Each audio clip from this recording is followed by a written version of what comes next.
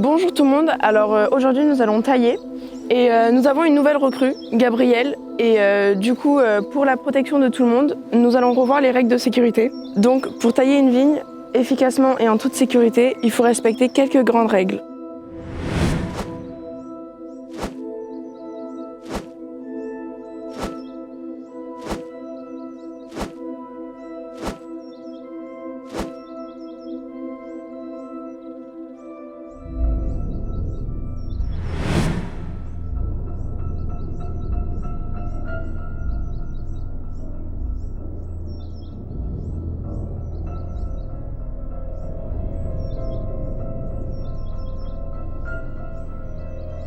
Bon, bonne journée tout le monde et bon courage!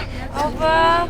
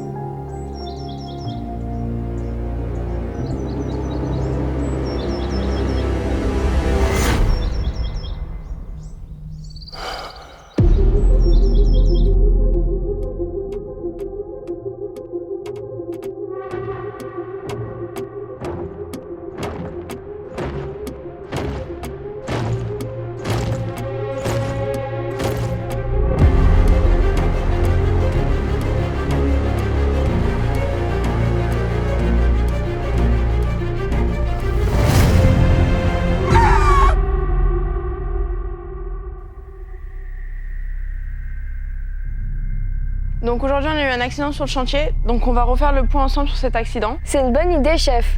Mais pour faire l'analyse de l'accident, il ne faut pas suivre toutes les étapes indiquées par l'INRS. C'est une bonne idée, on prendra le temps de comprendre et demain on aura une réunion. Nous venons de finir les phases de recueil d'informations selon les thèmes de l'INRS qui sont les suivantes. L'organisation du travail, l'environnement, les équipements utilisés, les produits et les tâches demandées, l'activité réalisée et la victime. Pour commencer sur l'organisation du travail de hier, nous avons rappelé les consignes de taille. Au sujet de l'environnement, nous étions au milieu de la matinée. Même si la journée était relativement froide, il y avait un ciel bleu et pas de vent. Concernant les équipements, les sécateurs étaient vérifiés régulièrement et affûtés, toutes les demi-heures environ, et ça nous permettait de faire des pauses rapides. Vous avez des questions ou des remarques ?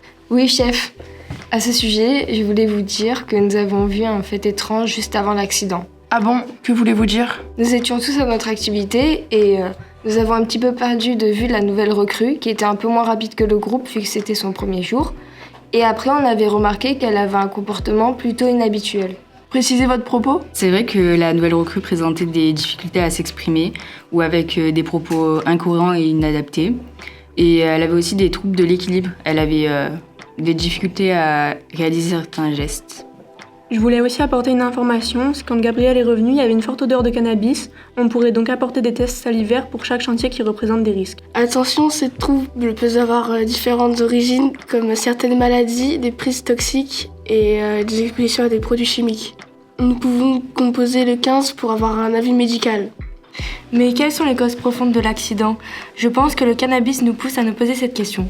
Il a été montré que le cannabis a été utilisé pour absorber les manifestations du stress dû au travail, liées à l'insatisfaction à produire un travail de qualité. À ce sujet, la MSA a édité un guide pratique portant sur l'alcool et le cannabis au travail. Il faut également souligner que le cannabis provoque une perte de la vigilance et que la taille est une activité qui demande attention à tous les instants. Nous devons maintenant réfléchir aux actions correctives les plus adaptées. Nous allons nous poser les bonnes questions. Nous devons réfléchir aux conditions de travail. Il s'agit de rechercher la cohérence entre les valeurs de l'entreprise et les valeurs des salariés. La réalisation des tests salivaires est réservée à certaines catégories de salariés pour lesquels l'emprise de la drogue constitue un danger particulièrement élevé. En cas de test positif, le salarié dispose de la possibilité d'obtenir une contre-expertise médicale aux frais de l'employeur. Merci d'avoir écouté cette réunion et bonne journée.